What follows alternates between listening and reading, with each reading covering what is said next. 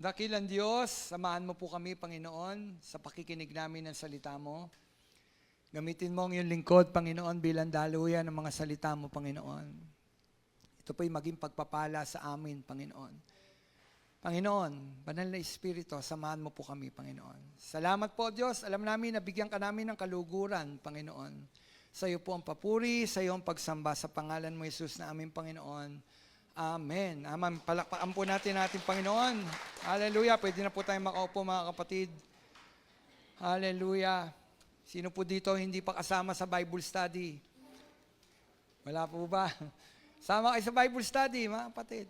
Yung Biyernes po yun. Ano po?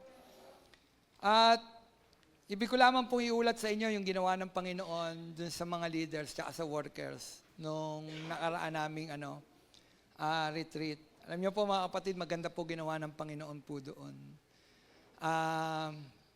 Pinaranas po sa amin yung pagkilos ng Banal na Espiritu. Na po.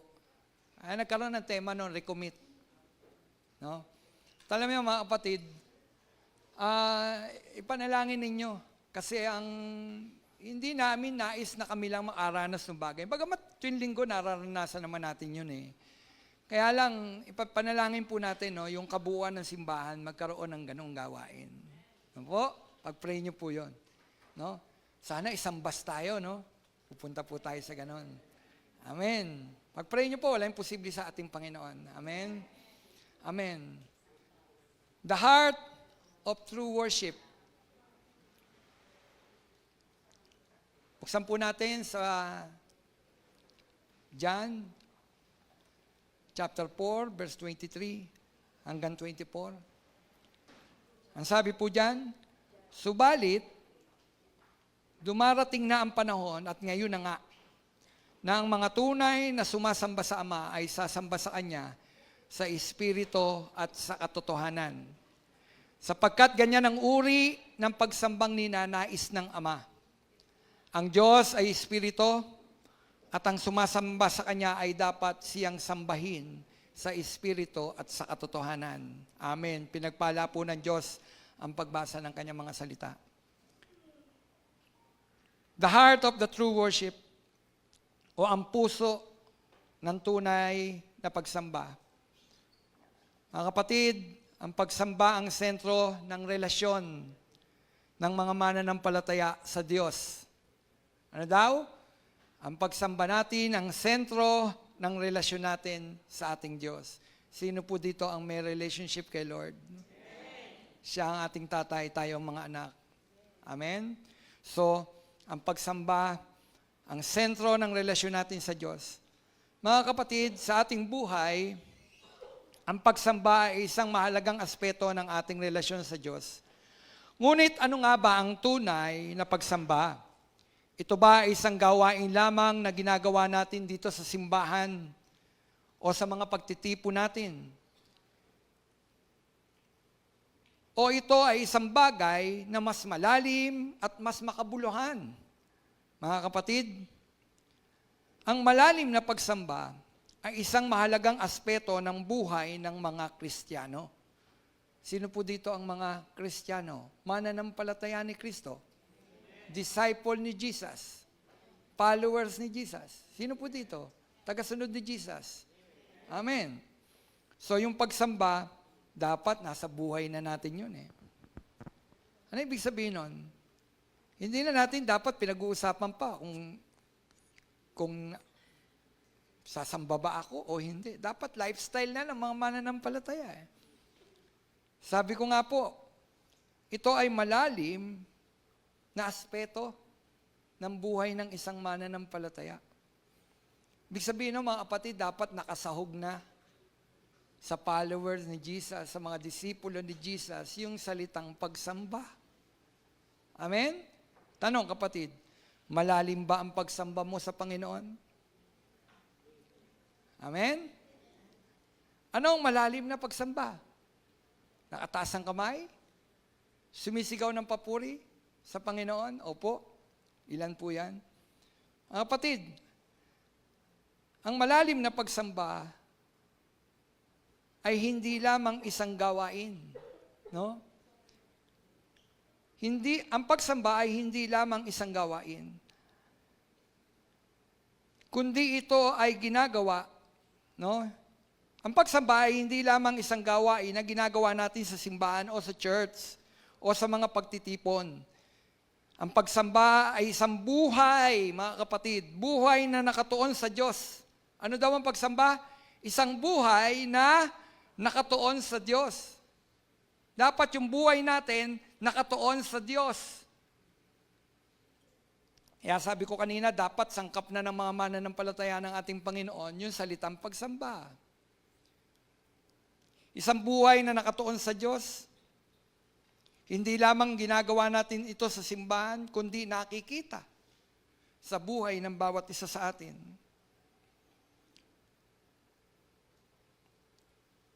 Isang buhay na nakatuon sa Diyos.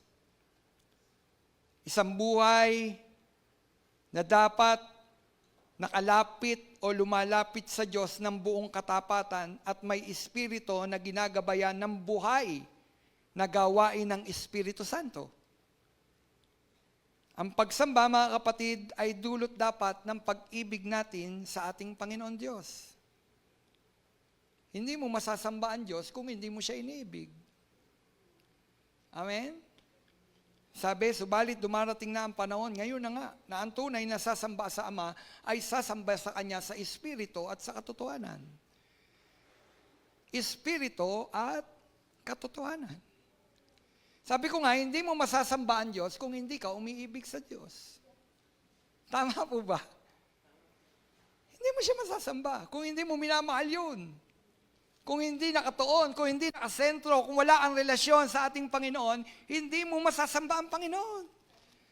Dahil ang tunay na pagsamba may kinalaman rin sa buhay natin, mga kapatid. Sabi ko nga kanina, lifestyle mo na yun. Nakakabit. Hindi na dapat argumentuhan, pag-usapan pa man. Kundi kapag nakilala mo ang Panginoon, itutulak ka kasi. Nung relationship mo kay Jesus, nasambahin mo siya. Nakukuha niyo po ako? Nang makilala natin ang Panginoon, yun ang magtutulak, yung pag-ibig na yun, pag-ibig na yun sa ating Panginoon, yun ang magtutulak sa atin para sambahin natin ang Diyos. Hindi lamang pag-awit, kundi nakikita sa buhay. Sabi ko nga kanina, hindi ito ginagawa lamang sa simbahan. Kasi pag pinag-usapan yung pagsamba, naisip natin, pupunta tayo sa church, magtataas tayo ng kamay, oo, kasama yon.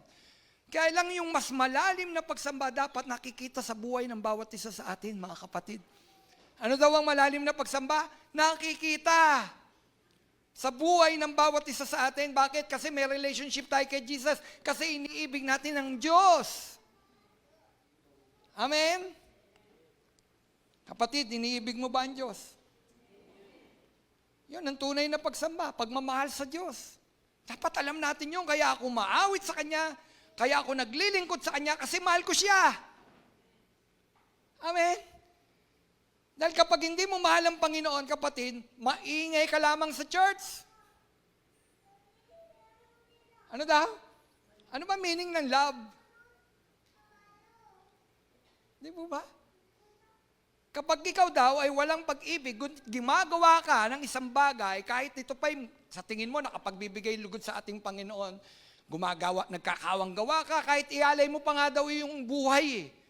Ngunit wala kang love, maingay ka lang. Amen? Para ka daw batingaw na umaalingaw-ngaw. Sino ba dapat ang una nating mahalin? Si Lord. Ayan nga yung una niya, yun, yung greatest commandment. Love your God.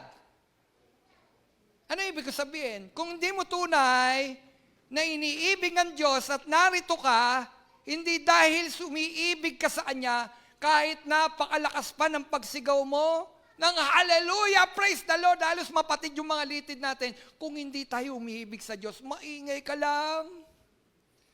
Ang ingay-ingay mo, Romel. Hindi ka naman umiibig kay Lord. Sa liksik ng Diyos, ang puso natin. At doon nakatingin ang Diyos sa pusong sumasamba sa Kanya.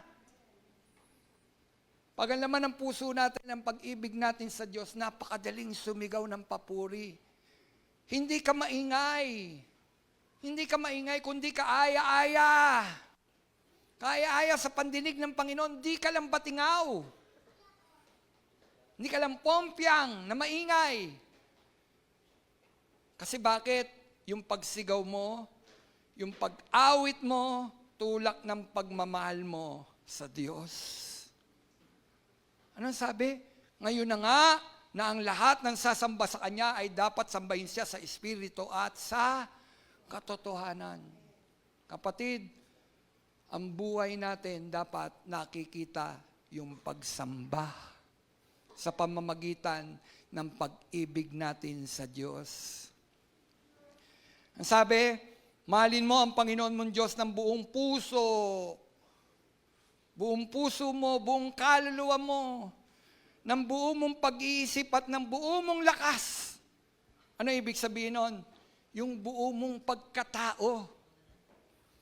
Dapat iniibig mo ang Panginoon, buo mong pagkatao. Siya lamang ang mamahalin mo. Siya lamang ang iibigin mo at yun ang tunay na pagsamba, mga kapatid. Siya ang una. Natatandaan nyo, may sermon ako dito. Kung iniibig mo ng higit ang iyong asawa kaysa sa Panginoon, hindi tayo karapat-dapat sa Panginoon. Kung iniibig mo ang iyong kasinta ng higit sa Panginoon, hindi ka karapat-dapat sa Panginoon. Ano ibig sabihin nun? Sabi ko nga, tinuturuan ba tayo ng Panginoon na huwag mahalin ang ating asawa, ang ating mga kaibigan? Hindi. Tinuturo ng Panginoon, ibigin mo siya una sa lahat. Love your God. Ibigin natin siya at yun ang tunay na pagsamba, yung pag-ibig natin sa Panginoon. Yung babae, nang makita niya ang Panginoon, bakit siya, yung babaeng nagbebenta ng aliw? Si Magdalena, bakit siya naglulumuod nang makita niya ang Panginoon? Hinagkan niya ang paa ng Panginoon, ang paa, ang maruming bahagi ng tao. Lalo noon. Amen? Lalo noon, hindi uso yung mga sapatos. At walang simento. Nakukuha niyo po ako? Maalikabok. Madumi ang paa. Pero tignan ninyo, ano ang hinagkan ni Magdalena? Paa. Paa. Pagpapakita ng ng pag-ibig niya, ng pagmamahal niya, ng pagsuko niya. Alam niyo, mahirap gawin yung bagay na yun. Biro mo, hagkan mo yung paa. Nang makita ni Magdalena ang Panginoon, na-inlove siya agad kay Lord. Ano daw? Na-inlove. Inibig niya ang Panginoon. Hindi yung tulad ng relasyon ng mag-asawa, magkasintahan. Inibig niya ang Panginoon bilang Panginoon niya, tagapagligtas. Marumi ako, ito ang banal, ito magbibigay sa akin ng kapatawaran ng aking mga kasalanan. Naglumuod si Magdalena sa paanan ng Panginoon. Ano nagtulak kay Magdalena? Para lumuha at ang pinamunas pa niya ay yung buhok niya. Pinanghuga sa paan ng Panginoon, luha, pinampunas, buhok. Ano nagtulak? Love. Pag-ibig. Kapatid, yan ang nagaganap sa isang taong nakatagpo kay Jesus. Hindi niya iniisip na yung kanyang sarili. Ang iniisip na niya, yung iniibig niya. Sino yun? Si Jesus, ang Panginoon. Kapatid, kaya nga sabi, deny yourself. Itatakwil na natin ang ating mga sarili. Lilimutin na natin ang ating mga sarili. Bakit? Nakatuon tayo kay Jesus. At yun ang tunay na pagsamba. Kapatid, hindi lang maingay ang pagsamba. Pagsamba, kasama na lang doon yung pag-awit. Sahog na lang yun. Kumbaga, pampasarap sa buhay ng mga mananampalataya. Pero ang tunay na pagsamba, dapat nakikita sa buhay ng may relasyon sa ating Panginoon. Anak ka ba ni Jesus? Anak ka ba ng Diyos? Mahalin mo lang siya. Wala tayong iibang mamahalin kundi ang Panginoon Diyos. Siya lang ang ating paglilingkuran. Liban sa Kanya ay wala. Mga kapatid, ulitin ko, liban sa Diyos, wala kang ibang kikilalanin Diyos. Wala kang ibang paglilingkuran. Wala kang ibang luluhuran, kundi ang Diyos. Sino yung Diyos na yun? Hindi natin yun nakikita. Espiritu siya. Wala siya anyo. Sabihin, hindi natin nakikita. Siya ay Espiritu. Ngunit totoo. Amen? Sa nakikita, yung kapangyarihan ng Diyos na ito, kapag nakilala mo ang Diyos na ito na hindi mo nakikita, tignan ninyo, yung kapangyarihan ng Diyos dumadaloy sa buhay ng isang taong nakakilala sa Diyos. At ang tulak nito, pagsamba. Pagsamba. Pwede tayo mag-ingay. Pwede tayo magsusumigaw. Sabi ko nga, kahit mapatid pa yung ating mga litid, mga paos tayo sa kasisigaw, pwede yan. Pero mga kapatid, ang tunay na pagsamba ay isang mananampalataya na binago, nagmamahal sa isang tunay na Diyos.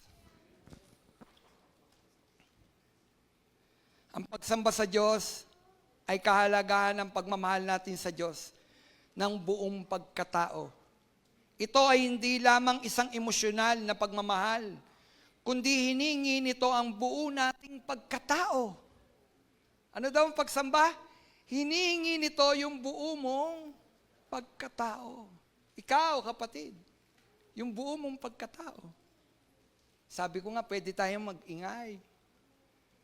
No? Pwede tayong mag-ingay. Pwede tayong sumigaw. Alam niyo mga kapatid, may isang worshiper, song leader, na habang siya umaawit, syempre worshiper siya eh.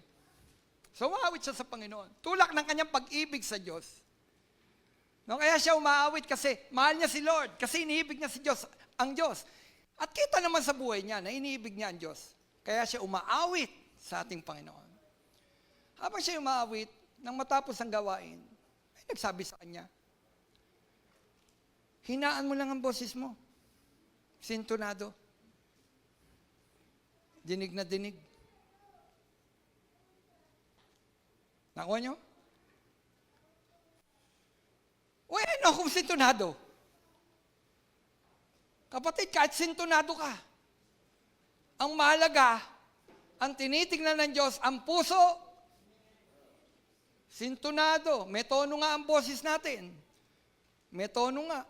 Nasa tiyempo nga. No? Tapos ang puso mo naman, hindi wala sa tono. Yung puso natin kay Jesus. Para sa inyo yung sigaw, nasa tono nga tayo. Nasa tiyempo nga tayo. Pero yung puso naman natin, mali. Wala sa tiyempo. Nakukuha niyo po?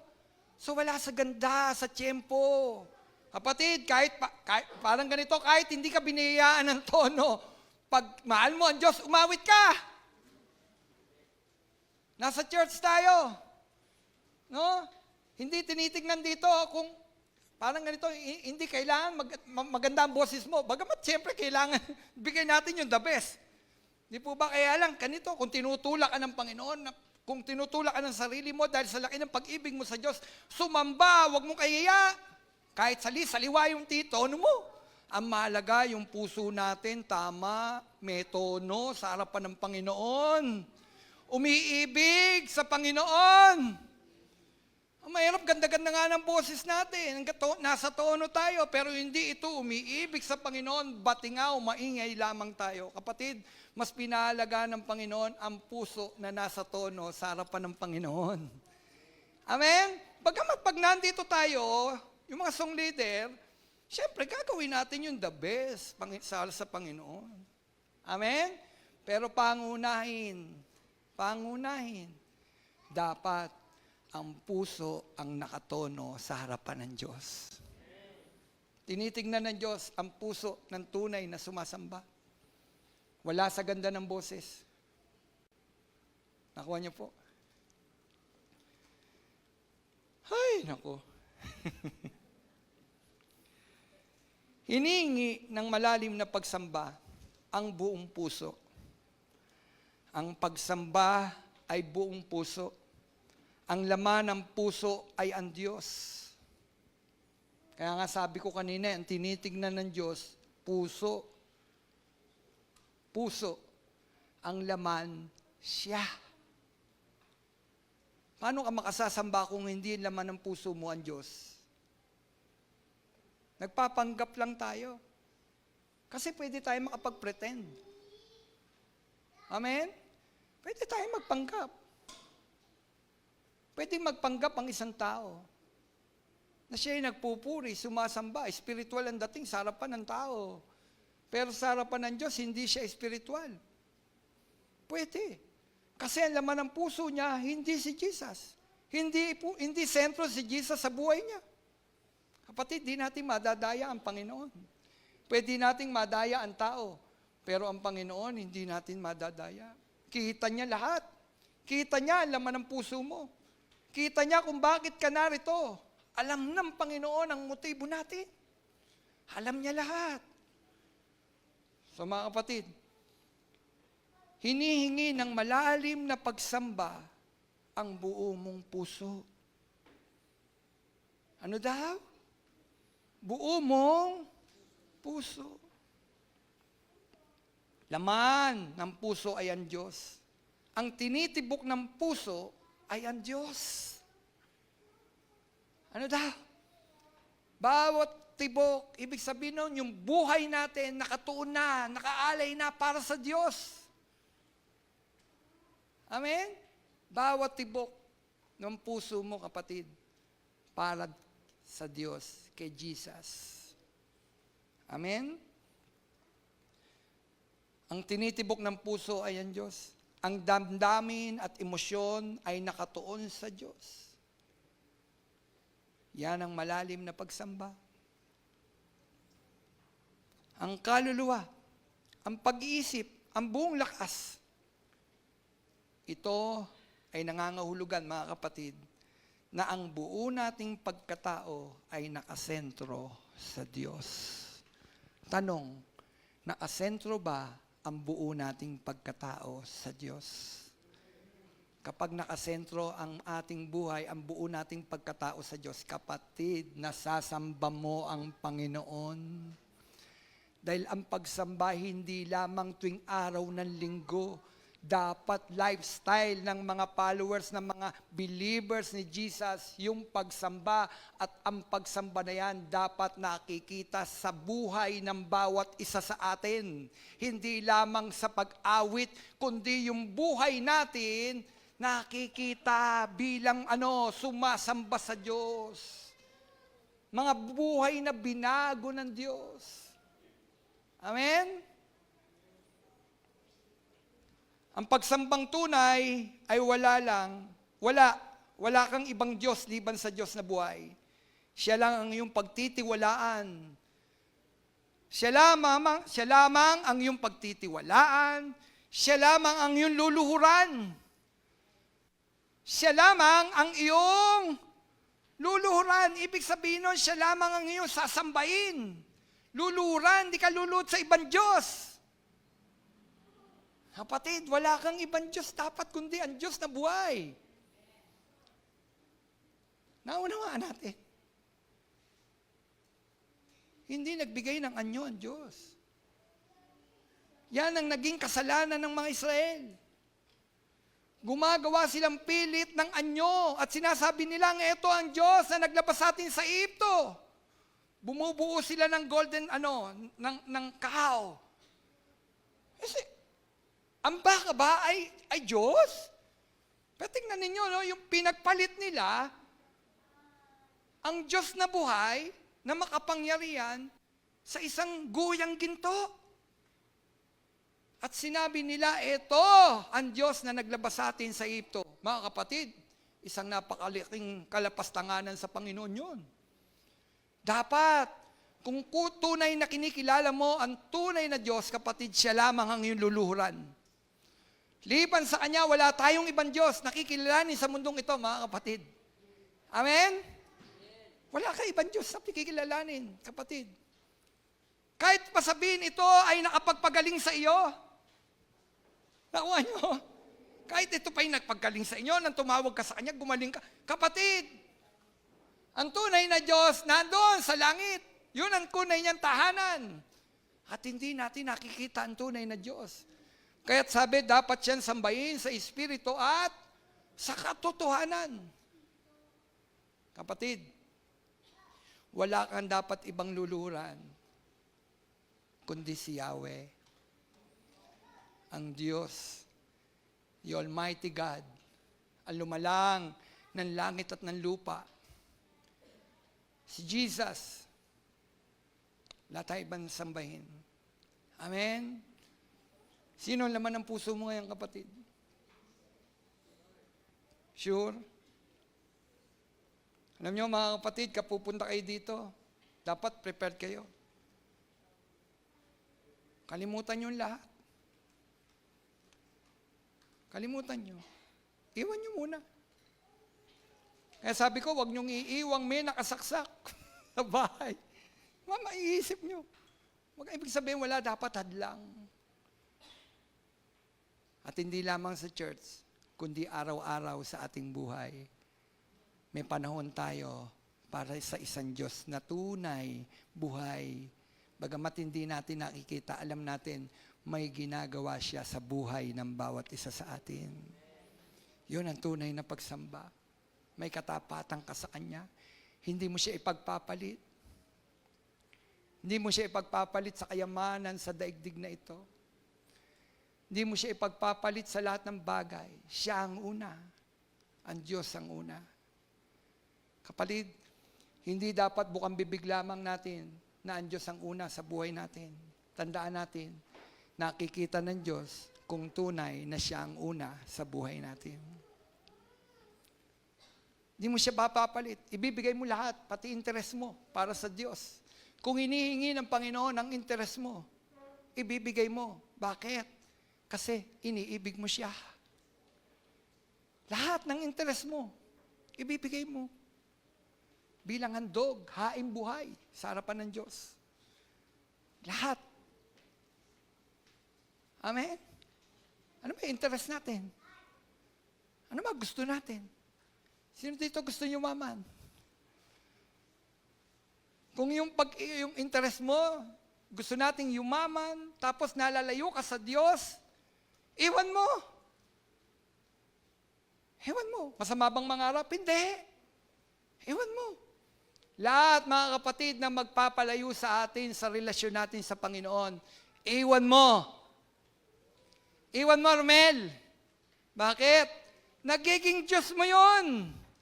Iniiwan mo yung tunay na Diyos. Nakukuha niyo po, iwan mo.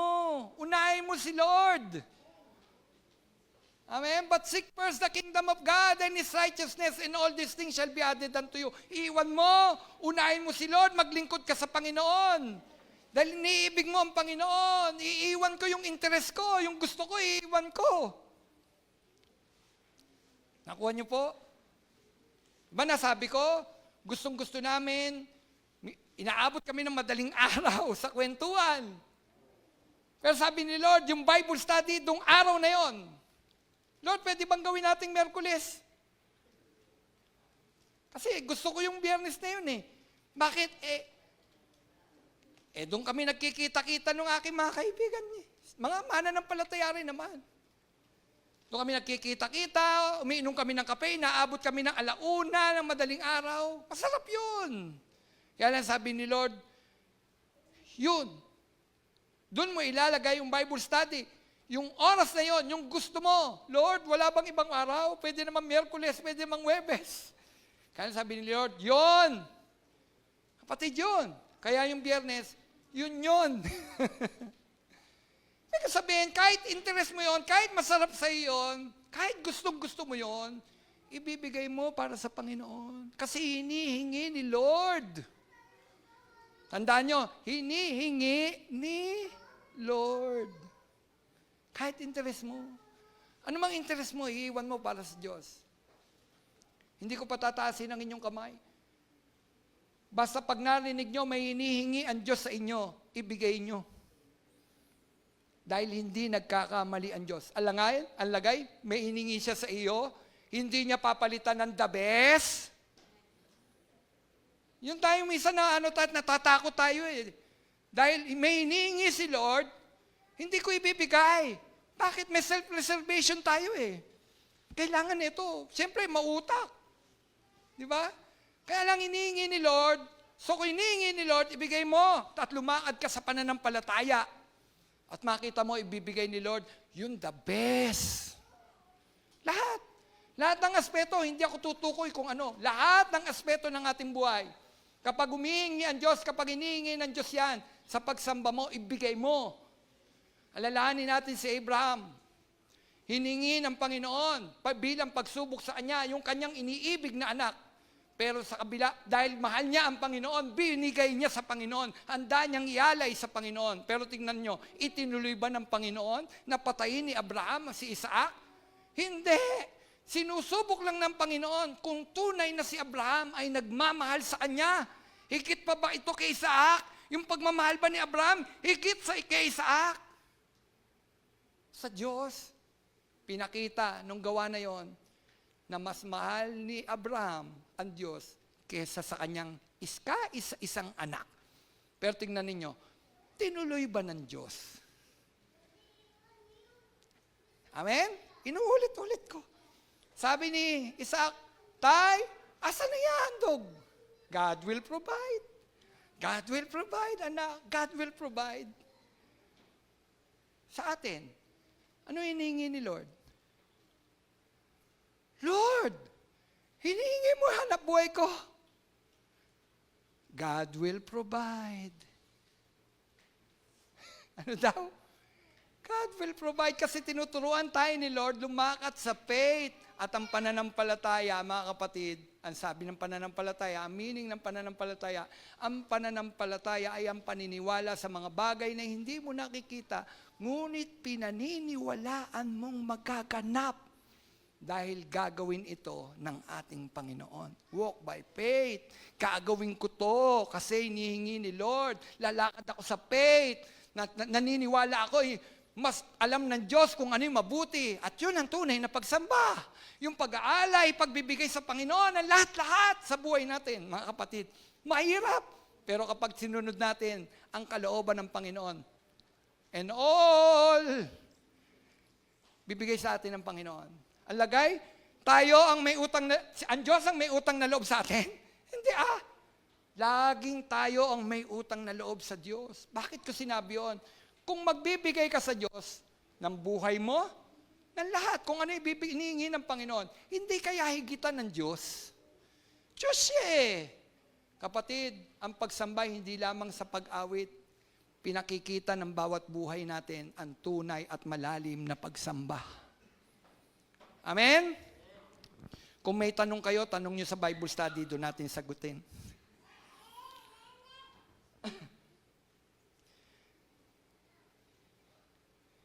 Kapatid, pagtiwalaan natin ng Diyos, siya lang ating luluran, ibig sabihin isang malalim, connection sa Diyos, relasyon sa Diyos.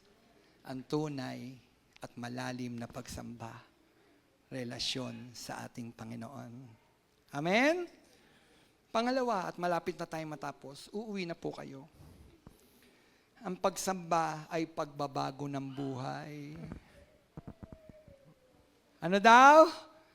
Ang pagsamba ay pagbabago ng buhay. Hindi di ba? Pagbabago ng buhay. Ibig sabihin, sabi ko nga, dapat nakikita sa buhay natin. Ang pagsamba ay isang pagbabago ng buhay. Pagbabago ng pag-iisip. Pagbabago ng salita.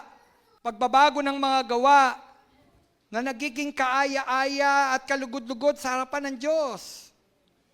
Pagbabago ng isip, pagbabago ng puso, pagbabago ng salita. Yan ang tunay na pagsamba, nababagong buhay.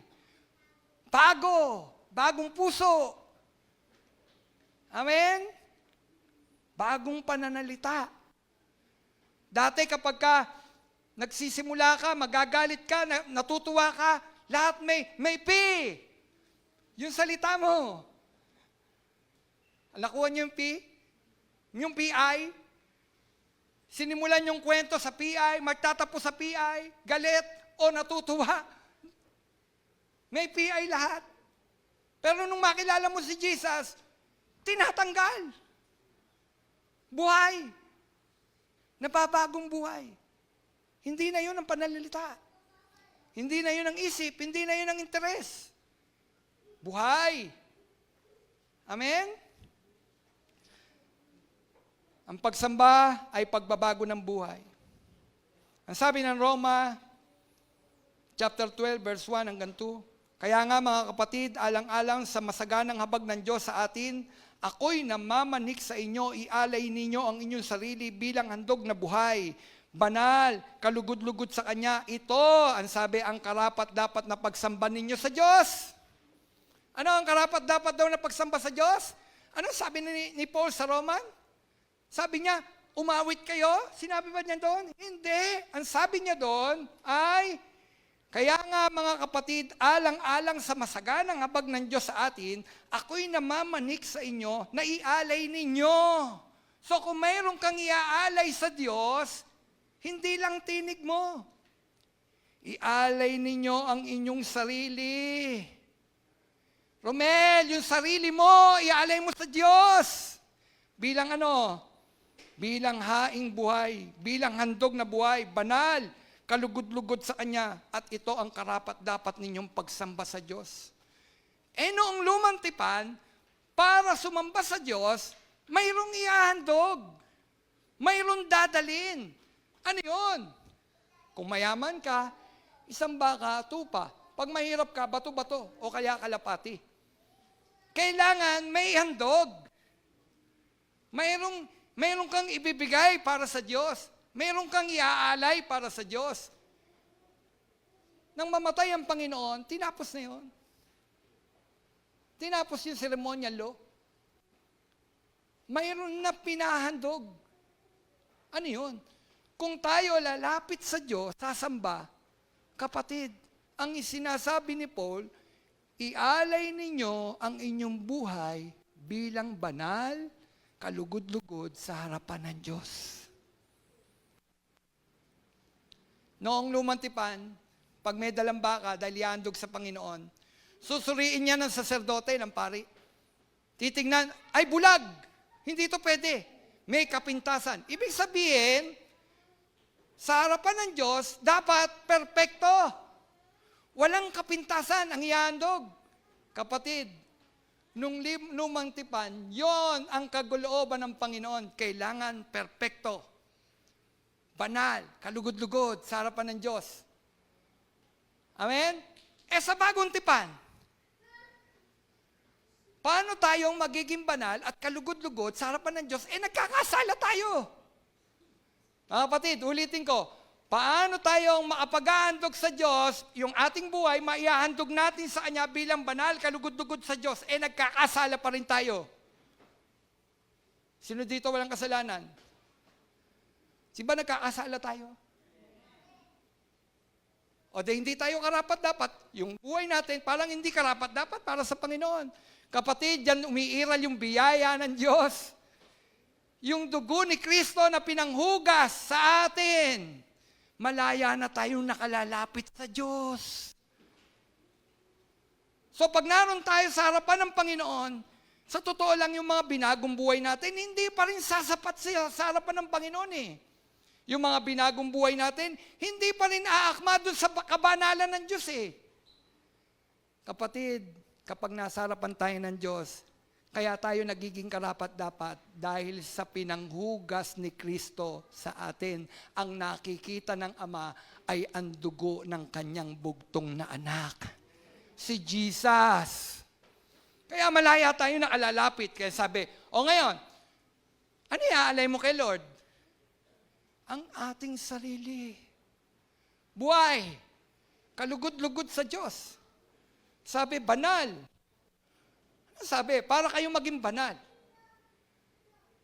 Paano tayong malakad sa banal? Mga kapatid, tanong, paano tayo makalalakad ng may kabanalan sa mundong ito? Corrupt. Hindi pa corrupt ang mundong ito. Di po ba? Hindi ba kurap ang mundong ito? Bulok nga ang sistema eh. Paano tayo lalakad ng may kabanalan? Ito yun. Sabi ni Paul, wag na kayong umayon sa takbo ng mundong ito. Ayun pala. So kailangan may paghihiwalay. Pastor Romel, paano namin pangangaral ng mabuting balita sa kanila kung hihiwalay kami sa mga unbeliever? Hindi. Ang paghihiwalay, hihiwalay mo yung buhay mo, hindi mo tutularan yung gawang masama. Kasama natin sila, kasama natin ang mga unbeliever, pero dapat hinihiwalay mo yung iyong sarili. Bakit? Hindi ka makikisama ka, mga kapatid, makikisama, pero hindi ka makikisama. Hindi mo ayunan yung gawang masama. Hindi tayo tutulad sa kanila. Hindi natin kaya yan. Kaya kailangan natin ng banal na espiritu. Amen? Ano daw ang tunay na pagsamba? Huwag kang aayon sa takbo ng mundong ito. Ano daw? Huwag kang aayon sa takbo ng mundong ito. Mag-iba na kayo at magbago ng isip upang mabatid ninyo ang kalooban ng Diyos. So may sinasabi sa atin, pagbabago. Mag-iba na kayo, mga kapatid. Ano daw? Mag-iba na kayo. Yung mga corrupt nating pag-iisip, iibahin natin. Aayusin natin. Susunduin ko yung apo ko. Sabi ko doon sa anak ko, sunduin na kita para sabay-sabay na tayo. Daanan mo na yung anak mo. At habang nagmamaneho ko, rush hour, alam nyo naman pag rush hour, salabat ang mga sasakyan, alos lahat, gusto mag-una-unahan. Singit-singitan.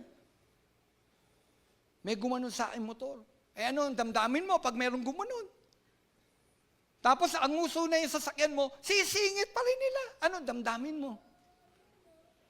Matutuwa ka. Siningitan ako. Ganun ba? O may galit? Pagkainis, ano pa naman yan? Di po ba? Tatawa ka? Sabi ni Ka Freddy, Pastor Romel, tawanan mo ang iyong problema.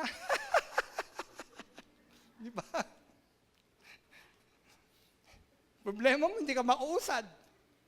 Ang dami sa labat, nakakainis. Nakakakonsumi. Kaya lang, ano ang realidad? Nasa mundo tayo Sabi ni Paul, baguhin nyo na ang inyong mga pag-iisip. Alam nyo, sabi ko, ang pinag-pray ko kay Lord, Lord, hindi ko kaya. Hindi ko kayang mamuhay sa daigdig na ito. Ano, kunin na ako ni Lord? Hindi. Lord, hindi ko po kaya. Samahan mo ako. Alam nyo, yun ang pray ko Panginoon, samahan mo ako. At yung laman ng isip ko at ng puso ko, baguhin mo, Panginoon, di ko kaya. Ibig sabihin noon, parang ganito, sinasabi natin sa Panginoon, Panginoon, kung wala ka, hindi mo ko sasamahan, makalalakad ako sa karumian. Makikiayon ako sa mundong ito. Kung ano ang gawa ng mundo, yun na lang ang gagawin ko. Bakit? Di ba? Kaya kailangan ng pagtanggap. Lord, di ko kaya. Gusto ko maging kalugod-lugod sa iyo. Gusto ko maging banal sa harapan mo.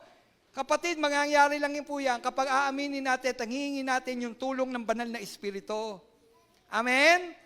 Pupunuin kasi ng Diyos yung ating mga puso at kaisipan ng pag-unawa, ng pagmamahal. Ipanalangin natin sa Panginoon, Panginoon, kung ano yung isip mo, ilagay mo sa isip ko. Kung ano yung laman ng puso mo, Panginoon, lagay mo sa puso ko, Panginoon. Pwede yun, gagawin ng Panginoon yun. Lalo na nananalangin tayo upang maging kaaya-aya sa Kanya, upang maging buhay tayong handog sa harapan ng Panginoon. Hilingin natin sa Panginoon, Panginoon, di ko kaya. Kaya Panginoon, mamuhay ka para sa akin. Isip ko, Panginoon, baguhin mo. Puso ko, Panginoon, baguhin mo. Hindi kaya bigay ni Lord? Kapatid,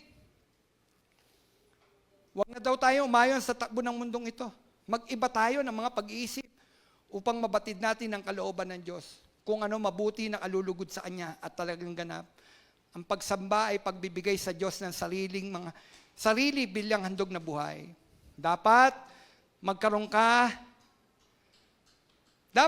magkaroon ng mga mananampalataya ng nag-iisang pagkahumaling ng bigyang kasiyahan ng Diyos sa pag-ibig, sa pagtatapat, sa pagpupuri at kabanalan at ialay ang ating katawan sa paglilingkod sa ating Panginoon. Ialay ang ating katawan, ang ating sarili sa paglilingkod sa Panginoon. Ba't tayo nilikha? Para maglingkod.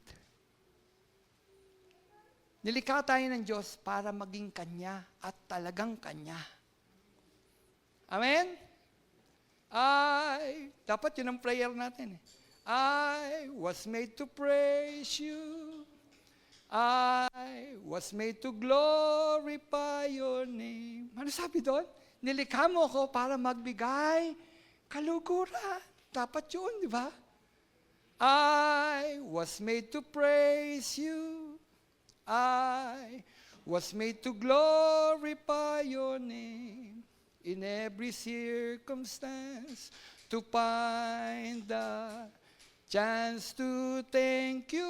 I was made to love you. I was made to worship at your feet. At yung kasunod, tignan nyo.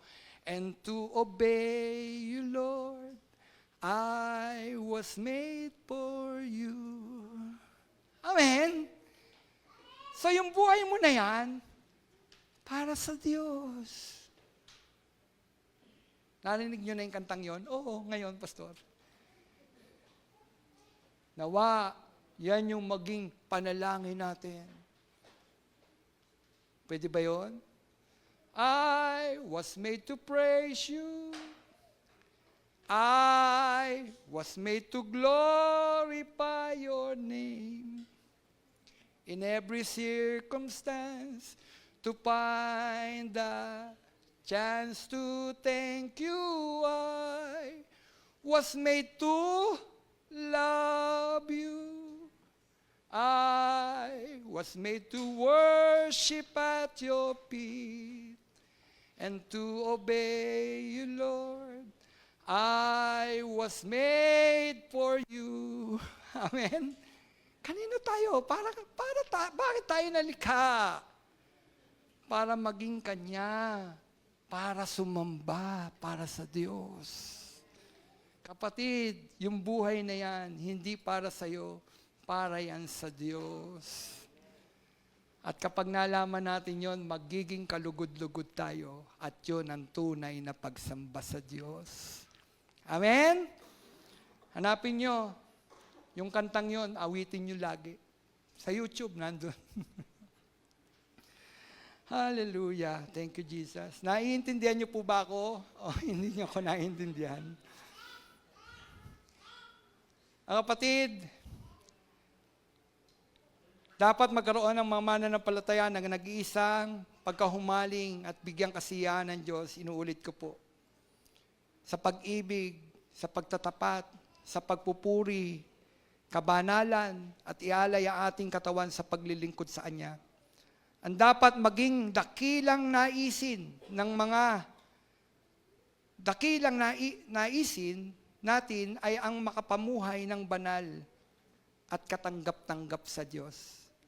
Banal at katanggap-tanggap sa Diyos. Hingi-hingi nito ang ating paghihiwalay sa sanlibutan, mga kapatid. Hinihingi nito ang ating paghihiwalay sa sanlibutan at lubos na paglapit sa Diyos. Kapatid, makalalapit ka lang sa Diyos kung iiwan mo ang sanlibutan.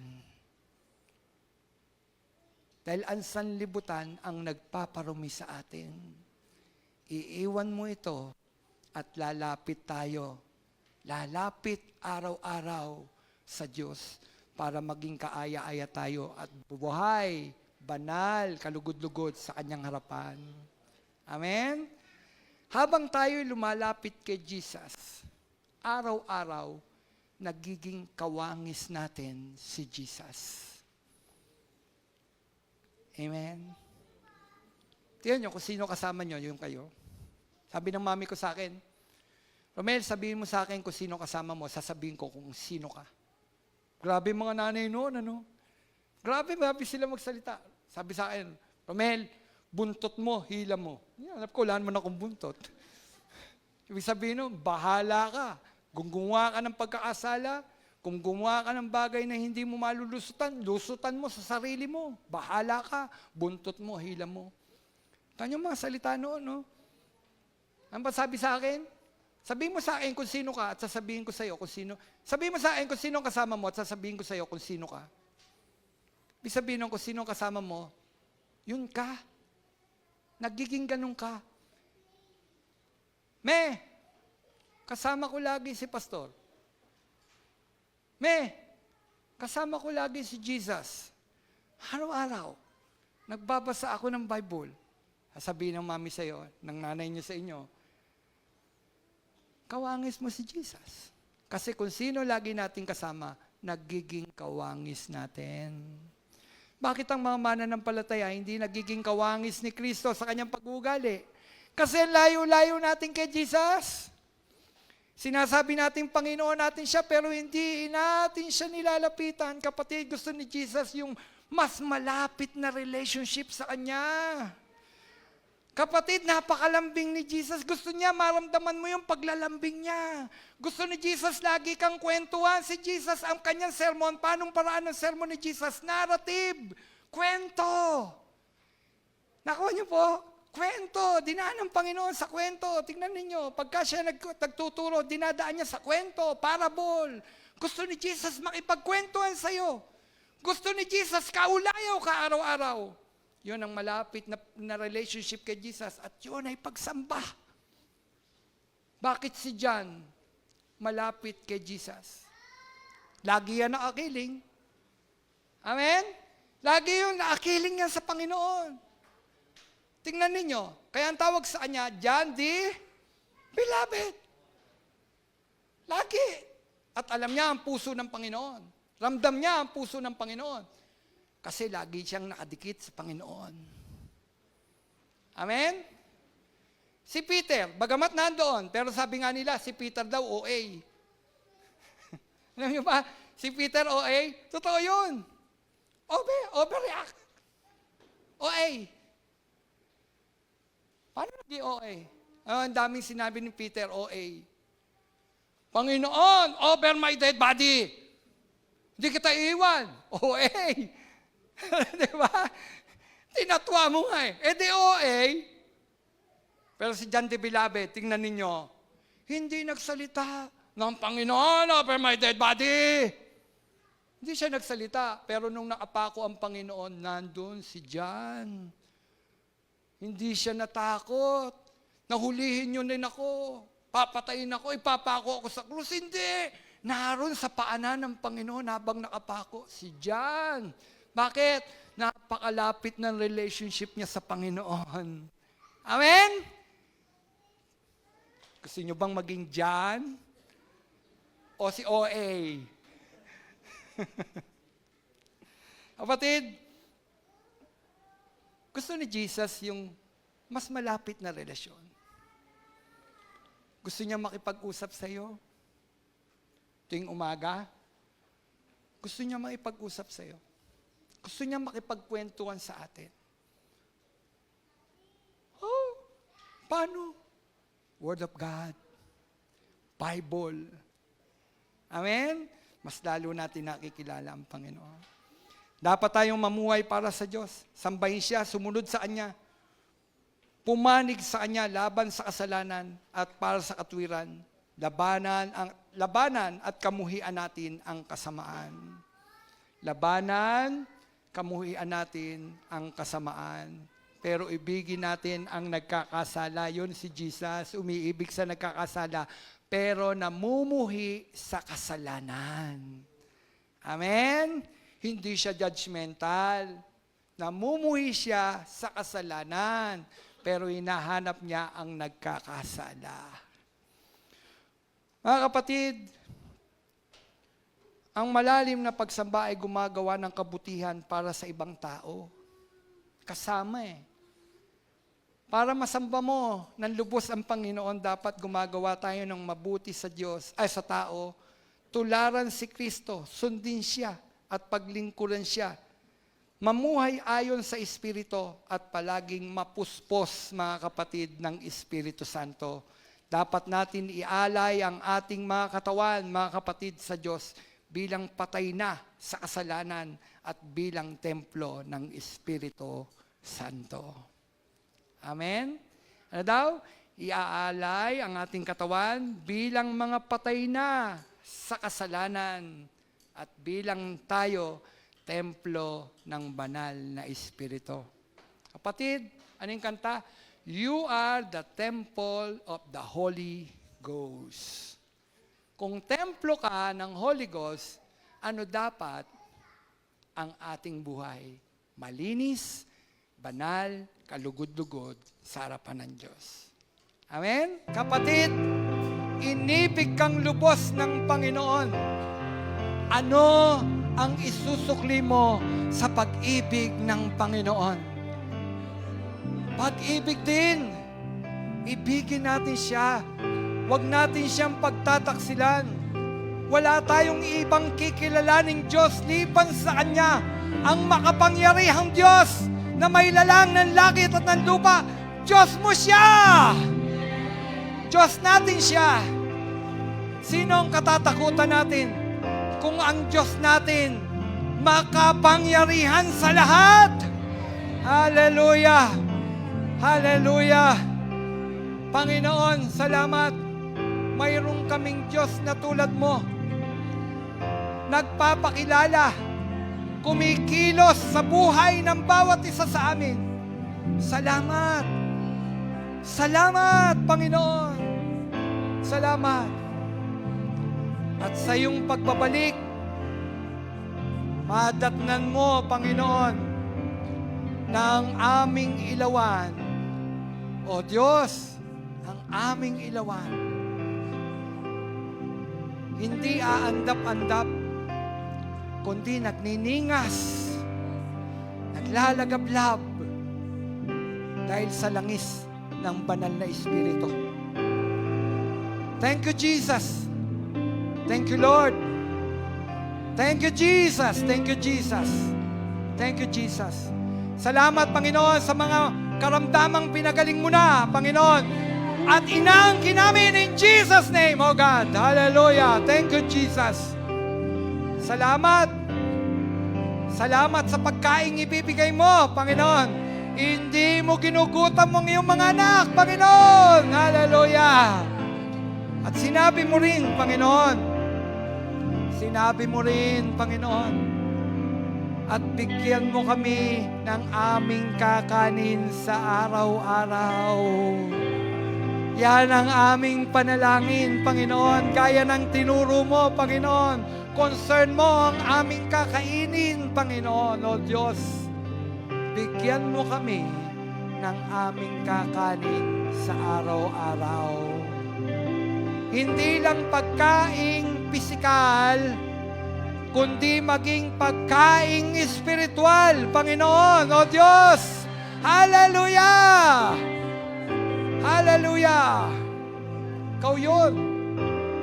Lord, nasa mundo kami, Panginoon, o Diyos, na pwedeng, Lord, anumang oras malayo kami sa iyo, ingatan mo kami, Panginoon. Hindi namin kaya. Hindi namin kaya kung wala ka, kaya samahan mo kami, Panginoon. Samahan mo kami, at yan naman ang gagawin mo, Panginoon.